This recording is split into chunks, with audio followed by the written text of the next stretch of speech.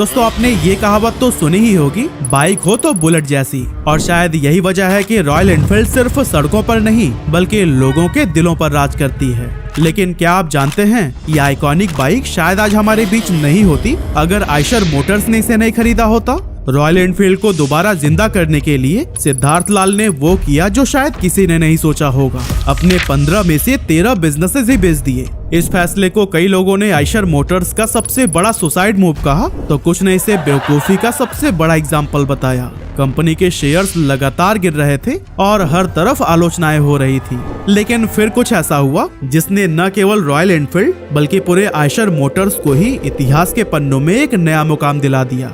आज आयशर मोटर्स सिर्फ एक कंपनी नहीं है बल्कि यह भारत की बैकबोन बन चुकी है। इस कंपनी ने लाखों गरीब किसानों को खेती करने का सही तरीका सिखाया, छोटे व्यापारियों को स्मॉल और मीडियम साइज ट्रक्स दिए और इनकी बसें और हैवी ड्यूटी ट्रक्स को तो हम अपनी डेली लाइफ में रोड पर गुजरते हुए देखते ही हैं। तो चलिए आज के इस वीडियो में हम जानते हैं कि कैसे आयशर मोटर्स ने तुरंत आजाद हुए भारत को अपने पैरों पर खड़ा करने में इम्पोर्टेंट रोल प्ले किया। तो दोस्तों इस कहानी की शुरुआत होती है उस समय से जब हमारा भारत 200 साल की गुलामी से आजाद हुआ था। उस टाइम हमारी इकोनॉमी पूरी तरह से एग्रीकल्चर पर डिपेंडेंट थी। किसान पुराने मैनुअल तरीकों से खेती करते थे क्योंकि इंडिया में उस टाइम पर एग्रीकल्चरल मशीनरीज की भारी कमी थी, जिससे कि उनका काम बहुत टफ हो जाता था और प्रोडक्शन भी काफी लिमिटेड ही रह जाती थी। अब इसी प्रॉब्लम को ही सॉल्व करने के लिए एक इंडियन बिजनेसमैन मनमोहन लाल ने 1948 में गुड अर्थ नाम की कंपनी शुरू की, जिसका काम जर्मनी और अमेरिका से ट्रैक्टर्स को इंपोर्ट करके उन्हें अपने देश में बेचना था ताकि खेती में लगने वाली मेहनत को कम किया जा सके। वैसे तो ये आइडिया काफी सॉलिड था और एग्रीकल्चरल कंट्री होने की वजह से बहुत जरूरी भी, लेकिन प्रॉब्लम ये थी कि इंडिया उस टाइम अपनी इकोनॉमी को स्टेबलाइज करने की कोशिश कर रहा था। फार्मर्स की इनकम इतनी लो थी कि महंगे इंपोर्टेड ट्रैक्टर्स खरीदना उनके लिए इम्पॉसिबल था। इसी वजह से 1952 से 1957 के बीच गुड अर्थ कंपनी सिर्फ 1500 ट्रैक्टर्स ही सेल कर पाई। अब सोचने वाली बात यह है कि 4 साल में सिर्फ 1500 ट्रैक्टर्स। अब आज के हिसाब से ये नंबर काफी कम लगता है ना, बट उस टाइम के चैलेंजेस को देखते हुए ये भी एक बड़ा माइलस्टोन था। लेकिन दोस्तों हम तो आयशर कंपनी की बात कर रहे हैं ना, तो फिर वो कहाँ है? असल में हमें टाइम में थोड़ा पीछे चलना पड़ेगा, क्योंकि भले ही आयशर मोटर्स आज एक इंडियन कंपनी के तौर पर जानी जाती है, लेकिन इसकी शुरुआत जर्मनी में रहने वाले 2 गरीब भाइयों ने की थी, जोसेफ आयशर और अल्बर्ट आयशर। अब आप लोग स्टोरी में कंफ्यूज मत होइएगा, क्योंकि आगे चलते चलते सब कुछ कनेक्ट होने वाला है। असल में 1930s में जर्मनी के एक छोटे से गांव फॉरेस्टर्न में रहने वाले 2 भाई बचपन से ही अपने पापा को एक लोहार का काम करते हुए देख रहे थे। खास करके वो खेती के औजारों को बनाने और रिपेयर करने का काम करते थे। अब जोसेफ और अल्बर्ट का जो गांव था ना, वहाँ की मिट्टी काफी उपजाऊ थी, इसी वजह से वहाँ के ज्यादातर लोग एग्रीकल्चर पर ही डिपेंडेंट थे। लेकिन जो प्रॉब्लम इंडिया आजादी के बाद फेस कर रहा था, वही सेम प्रॉब्लम जर्मनी में लोग 20 साल पहले ही फेस कर रहे थे। मतलब कि उस समय ट्रेडिशनल मेथड्स जैसे बैल और घोड़ों का इस्तेमाल करके ही खेतों की जुताई की जाती थी। ऐसे में जब आयशर ब्रदर्स ने किसानों को दिन रात खेतों में खून पसीना बहाते हुए देखा, तो उन्हें ख्याल आया कि अगर खेती में हल चलाने और बाकी कामों के लिए कोई ऐसी मशीन बनाई जाए जो बैल या घोड़ों से ज्यादा तेज और ताकतवर हो, तो ये किसानों की जिंदगी बदल सकती है। और फिर अपने इसी सोच को लेकर उन्होंने पुराने टूल्स और मशीनरीज के साथ में एक्सपेरिमेंट करना शुरू कर दिया। और फिर इस तरह से 1936 में दोनों भाइयों ने एक ऐसा ट्रैक्टर मार्केट में उतारा जो कि छोटे किसानों के लिए काफी किफायती था, क्योंकि ये न सिर्फ कम फ्यूल में चलता था बल्कि इसे ड्राइव करना भी काफी आसान था। अब वैसे तो इसके बाद भी बहुत सारे इवेंट्स हुए, लेकिन आप बस यह जान लीजिए कि 1936 में शुरू हुई इस कंपनी ने बहुत जल्द जर्मनी से निकलकर ग्लोबल मार्केट में भी अपनी पहचान बना ली। अब एक तरफ तो आयशर के ट्रैक्टर्स तेजी से दुनिया में अपना मार्केट शेयर बढ़ाते जा रहे थे, वहीं दूसरी तरफ इंडिया को एक सस्ते और एफिशिएंट ट्रैक्टर की तलाश थी जो कि हमारे बजट में फिट हो सके। और फिर इसी दौरान आयशर ब्रदर्स ने इंडियन मार्केट में एंटर करने का सोचा, लेकिन प्रॉब्लम यह थी कि उस टाइम सरकार ने बहुत ही सख्त इंडस्ट्रियल पॉलिसीज बना रखी थी, जिसके तहत कोई भी फॉरेन कंपनी सिर्फ तभी इंडियन मार्केट में कदम रख सकती थी जब वो किसी इंडियन कंपनी के साथ में पार्टनरशिप करे। यही वजह थी कि आयशर ब्रदर्स भी एक ऐसी इंडियन कंपनी की तलाश कर रही थी जिसे इस सेक्टर का एक्सपीरियंस हो और जो इंडियन मार्केट और कस्टमर बिहेवियर को अच्छी तरह से समझती हो। और फिर आखिरकार उनकी ये तलाश गुड अर्थ कंपनी पर जाकर रुकी। साल 1958 में आयशर और गुड अर्थ कंपनी ने मिलकर Eicher tractor corporation of India limited नाम से एक ज्वाइंट वेंचर की शुरुआत की। एक्चुअली यह पार्टनरशिप इसलिए किया गया था ताकि भारत में पहली बार ट्रैक्टर का प्रोडक्शन शुरू किया जा सके। यानी कि अब गुड अर्थ कंपनी का काम सिर्फ ट्रैक्टर्स को इंपोर्ट करना नहीं था, बल्कि उन्हें भारत में मैन्युफैक्चर करना भी था। इसके लिए फरीदाबाद में एक बड़ी फैक्ट्री एस्टेब्लिश की गई, जो कि जल्द ही भारत के पहले ट्रैक्टर मैन्युफैक्चरर के तौर पर पहचानी जाने लगी। और फिर वो ऐतिहासिक पल आया साल 1959 में, जब फरीदाबाद की उसी फैक्ट्री से भारत का पहला स्वदेशी ट्रैक्टर लॉन्च किया गया, जिसका नाम था स्वराज। पहली बार भारतीय किसानों को एक ऐसा ट्रैक्टर मिला जो अफोर्डेबल, रिलायबल और उनकी जरूरतों के हिसाब से डिजाइन किया गया था। और फिर इसकी डिमांड इतनी तेजी से बढ़ी कि ये ट्रैक्टर पूरे भारत में पॉपुलर हो गए। इस सक्सेस के साथ ही कंपनी ने अपना नाम बदलकर Eicher tractor corporation of India limited से आयशर ट्रैक्टर्स इंडिया लिमिटेड कर दिया। लेकिन दोस्तों 1960s के एंड तक इंडियन ट्रैक्टर मार्केट में कंपटीशन ने जोर पकड़ लिया। महिंद्रा और स्कॉट जैसी बड़ी कंपनियों की एंट्री ने आयशर के लिए चुनौतियां खड़ा कर दी। सेल्स में लगातार गिरावट आने लगी और कंपनी के लिए सर्वाइवल तक मुश्किल हो गया। लेकिन यहीं पर मनमोहन लाल ने एक गेम चेंजिंग फैसला लिया। उन्होंने समझा कि सिर्फ प्रोडक्ट बेचना ही काफी नहीं होगा। अगर आयशर को मार्केट में अपनी पकड़ बनाए रखनी है तो उन्हें अपनी कोर ऑडियंस यानी कि किसानों के साथ में एक पर्सनल कनेक्शन भी बनाना होगा। लेकिन ये कनेक्शन बनेगा कैसे? तो फिर इसके लिए उन्होंने अपने सर्विस नेटवर्क्स को बढ़ाना शुरू कर दिया। साथ ही उन्होंने किसानों को ट्रेनिंग देना स्टार्ट किया कि कैसे वो खुद अपने खराब ट्रैक्टर्स की मरम्मत और देखभाल कर सकते हैं। यही पर्सनल कनेक्शन ही आयशर के लिए गेम चेंजर साबित हुआ और फिर इसी स्ट्रैटेजी ने ही आयशर को कंपटीशन में मजबूती से खड़ा रखा और इंडियन ट्रैक्टर इंडस्ट्री में अपनी अलग पहचान बनाने में मदद की। इसके बाद आया साल 1966, जब मनमोहन लाल के बेटे विक्रम लाल ने कंपनी के ऑपरेशंस को संभाला। विक्रम के नए आइडियाज और विजनरी लीडरशिप ने न सिर्फ आयशर ट्रैक्टर्स को नई ऊंचाइयों तक पहुंचाया, बल्कि इंडियन एग्रीकल्चर सेक्टर को भी पूरी तरह से बदल कर रख दिया। क्योंकि 1965 से 1975 के बीच विक्रम लाल ने आयशर के मैन्युफैक्चरिंग प्रोसेस को पूरी तरह से मेड इन इंडिया मॉडल में बदलने का फैसला किया। यानी कि पहले जो पार्ट्स और मैकेनिकल कंपोनेंट्स जर्मनी से इंपोर्ट किए जाते थे, अब वो सभी भारत में ही मैन्युफैक्चर किए जाने लगे।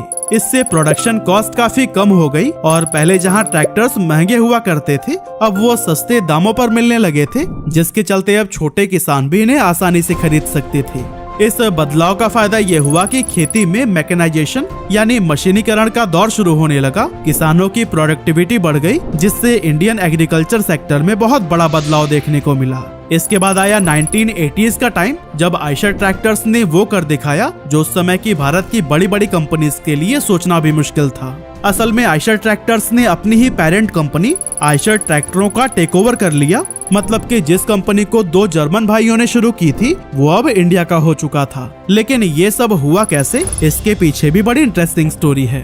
असल में उस समय आयशर ट्रैक्टर्स इंडिया का एनुअल टर्नओवर लगभग 80 करोड़ रुपए था और ये इंडिया का एक जाना माना ब्रांड बन चुका था। लेकिन दूसरी तरफ इसकी पेरेंट कंपनी आयशर ट्रैक्टरों इकोनॉमिक स्लोडाउन से जूझ रही थी और कंपनी सीरियस फाइनेंशियल प्रॉब्लम्स का सामना कर रही थी। हालात इतनी खराब हो गई थी कि इस कंपनी पर कभी भी ताला लग सकता था। लेकिन दोस्तों, जब विक्रम लाल तक इसकी खबर पहुंची तो उन्होंने ठान लिया कि वो इस कंपनी को ऐसे बंद नहीं होने दे सकते। इसीलिए उन्होंने फॉरेन बैंक से कुछ लोन लिया और आयशर ट्रैक्टरों का टेक ओवर कर लिया।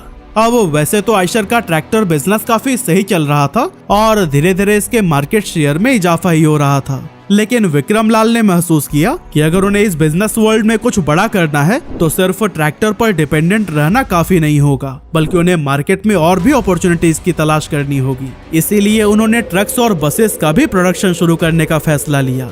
हालांकि उनका ये डिसीजन बहुत ही जोखिम भरा था, क्योंकि इस सेक्टर में पहले से ही कई बड़े प्लेयर्स जैसे टाटा और अशोक लेलैंड मौजूद थे, जिनसे कंपनी को भारी टक्कर मिलने वाली थी। लेकिन इन्हीं से ही मुकाबला करने के लिए आयशर ने जापान की पॉपुलर ऑटोमोबाइल मैन्युफैक्चरर मित्सुबिशी के साथ में 1982 में एक ज्वाइंट वेंचर की शुरुआत की, ताकि वो इंडियन मार्केट में लाइट कॉमर्शियल व्हीकल्स का प्रोडक्शन कर सके। 1982 में शुरू हुई इस ज्वाइंट वेंचर में मित्सुबिशी ने एडवांस जापानीज टेक्नोलॉजी और डिजाइन एक्सपर्टाइज दी, जबकि आयशर ने इंडियन मार्केट की गहरी समझ और अपनी मैन्युफैक्चरिंग कैपेबिलिटीज का इस्तेमाल किया। उस समय के स्मॉल और मीडियम साइज बिजनेसेस में फ्यूल एफिशिएंट और अफोर्डेबल ट्रक्स की डिमांड तेजी से बढ़ रही थी और फिर इन्हीं को ही टारगेट करते हुए कंपनी ने अपना पहला एलसीवी लॉन्च किया जिसका नाम था आयशर मित्सुबिशी कैंटर। ये light commercial vehicles medium size businesses के लिए एक परफेक्ट सोल्यूशन साबित हुआ। लेकिन जैसा कि हमने आपको बताया कि इस सेक्टर में पहले से ही स्ट्रॉन्ग कंपटीशन था जिसे टैकल करने के लिए आयशर को बहुत सारे फंड्स की जरूरत थी। इसलिए 1987 में आयशर ट्रैक्टर्स ने इंडियन स्टॉक मार्केट में अपना आईपीओ लॉन्च कर दिया और फिर स्टॉक मार्केट से जुटाए गए फंड से कंपनी ने इंडियन मार्केट के अकॉर्डिंग अपने ट्रक और बसेस में कई तरह के इनोवेशंस करने शुरू कर दिए और इसका असर ये हुआ कि धीरे धीरे इनके लाइट कॉमर्शियल व्हीकल्स ने मार्केट में अपनी जगह बनानी शुरू कर दी, लेकिन सिर्फ कुछ ही सालों तक, क्योंकि 1991 में लिबरलाइजेशन के आने के बाद कंपनी के लिए चैलेंजेस बहुत ही ज्यादा बढ़ने लगे। एक्चुअली इस रिफॉर्म के बाद से इंडियन मार्केट फॉरेन कंपनीज के लिए पूरी तरह से ओपन हो गई और उन पर लगने वाले रेस्ट्रिक्शंस को भी हटा दिया गया था। इस वजह से बड़ी संख्या में फॉरेन कंपनीज इंडियन मार्केट में एंटर करने लगी और आयशर को टफ कंपटीशन का सामना करना पड़ा। और दोस्तों कंपनी अभी इन सभी प्रॉब्लम से जूझ ही रही थी कि तभी कुछ ऐसा हुआ कि मित्सुबिशी से इनकी पार्टनरशिप हमेशा के लिए टूट गई। असल में दोनों कंपनियों के बीच में इंटरनल डिस्प्यूट हो गए थे। आयशर का मानना था कि वह इंडियन कस्टमर्स की जरूरतों को बेहतर तरीके से समझता है, इसीलिए उसे लोकल मार्केट के हिसाब से प्रोडक्ट्स को डिजाइन करने की फ्रीडम दी जानी चाहिए। लेकिन दूसरी तरफ मित्सुबिशी अपने टेक्नोलॉजी और डिजाइन पर पूरा कंट्रोल बनाए रखना चाहती थी। यह टकराव धीरे धीरे इतना बढ़ गया कि 1994 में दोनों कंपनियों ने म्यूचुअल अंडरस्टैंडिंग के साथ अपनी पार्टनरशिप को खत्म कर दिया। इस अलगाव से आयशर को एक बड़ा झटका तो लगा ही था, लेकिन अच्छी बात यह हुई थी कि इस कोलैबोरेशन की वजह से आयशर एडवांस जापानीज टेक्नोलॉजी को बहुत गहराई से समझ चुका था। ऐसे में पार्टनरशिप टूटने के बाद भी आयशर एलसीवी सेगमेंट में पूरी तरह से इंडिपेंडेंट होकर काम करने लगा। लेकिन इसी टाइम पीरियड में ही कंपनी ने एक ऐसा स्टेप लिया जो कि इसकी जर्नी में सबसे बड़ा गेम चेंजर साबित हुआ और वो था रॉयल एनफील्ड का एक्विजिशन। पहले तो आयशर मोटर्स ने इनफील्ड इंडिया के 26% स्टेक खरीदे, लेकिन फिर 1993 में उन्होंने अपनी इक्विटी बढ़ाकर 60% कर दी। इसके बाद से इनफील्ड इंडिया का नाम बदलकर रॉयल एनफील्ड मोटर्स लिमिटेड कर दिया गया। जी हाँ, वही रॉयल एनफील्ड जो आज इंडियन सड़कों की शान बन चुकी है। लेकिन कमाल की बात तो ये है कि जिस समय आयशर ने इसे खरीदा था उस समय कंपनी भारी लॉस में डूबी हुई थी। ऐसे में सवाल उठता है कि आखिर आयशर ने इस घाटे में चल रहे ब्रांड को खरीदा ही क्यों? असल में रॉयल एनफील्ड का इतिहास ही कुछ ऐसा था ना कि लोग इसे दिल से पसंद करते थे। यह वही कंपनी थी जिसकी बाइक्स वर्ल्ड वॉर 1 और 2 के टाइम पर ब्रिटिश सैनिकों की फेवरेट हुआ करती थी। भारत में भी 1954 में इंडियन गवर्नमेंट ने इनफील्ड इंडिया को 800 बाइक्स का ऑर्डर दिया था, जिसकी वजह से जल्द ही ये बाइक इंडियन पुलिस और सेना की पहली पसंद बन गई और इसे अब इंडिया के लोग पावर सिंबल के रूप में देखने लगे। लेकिन धीरे धीरे जब रेट्रो बाइक्स का ट्रेंड खत्म हुआ तो ये कंपनी बहुत बड़े लॉस में चली गई। पर दोस्तों तब भी आयशर मोटर्स को लग रहा था कि वह इस ब्रांड को दोबारा प्रॉफिटेबल बना सकते हैं, इसीलिए उन्होंने इस डील को फाइनल कर लिया। लेकिन दोस्तों काफी कोशिशों के बाद भी वो इस कंपनी को प्रॉफिटेबल नहीं बना सके और ये आयशर मोटर्स के लिए गले की हड्डी बन गई। धीरे धीरे इनके बाइक्स की सेल्स ड्रॉप होने लगी, क्योंकि जहां इनकी कैपेसिटी हर महीने 6000 बाइक्स बनाने की थी वो सिर्फ 2000 ही बेच पा रहे थे और ऊपर से बाइक्स में बहुत सारे इश्यूज भी आ रहे थे जो कि आयशर के रेपुटेशन को इम्पैक्ट कर रहे थे। ऐसे में साल 2000 में कंपनी के चेयरमैन विक्रम लाल और सीनियर एग्जीक्यूटिव्स ने मिलकर फैसला किया कि अब उन्हें रॉयल एनफील्ड को बंद कर देना चाहिए। लेकिन उसी टाइम पर विक्रम लाल के बेटे सिद्धार्थ लाल, जिन्होंने 1 साल पहले ही कंपनी को ज्वाइन किया था, वो आगे आए और अपने पिता से 2 साल का समय मांगा कि वो इस लिमिटेड टाइम पीरियड में कंपनी को प्रॉफिटेबल बना के रहेंगे। इस तरह से रॉयल एनफील्ड की जिम्मेदारी सिद्धार्थ के हाथों में आ गई। उन्होंने खुद 1 महीने तक इस ब्रांड की बाइक्स को चलाया और इसकी खूबियां और खामियां पहचानी और फिर अपनी रिसर्च के आधार पर उन्होंने देश के यूथ को टारगेट करने के लिए बाइक्स में ढेर सारे बदलाव किए और फिर महज 2 सालों के अंदर ही रॉयल एनफील्ड की बाइक्स नए रंग रूप में फिर से शोरूम्स के अंदर दिखाई देने लगी और अब इसकी सेल्स में भी जबरदस्त उछाल देखने को मिल रहा था। इसके बाद आया साल 2006 जब सिद्धार्थ को आयशर मोटर्स का सीईओ और एमडी बना दिया गया, लेकिन इसके बाद भी उनका ज्यादा रुझान रॉयल एनफील्ड की तरफ ही रहा और इसे प्रॉफिटेबल बनाने के लिए इन्होंने कई सारे ऐसे फैसले लिए जो कि बहुत ही ज्यादा विवादित थे, क्योंकि सिद्धार्थ ने आयशर के 15 बिजनेसेस में से 13 को बेच दिया।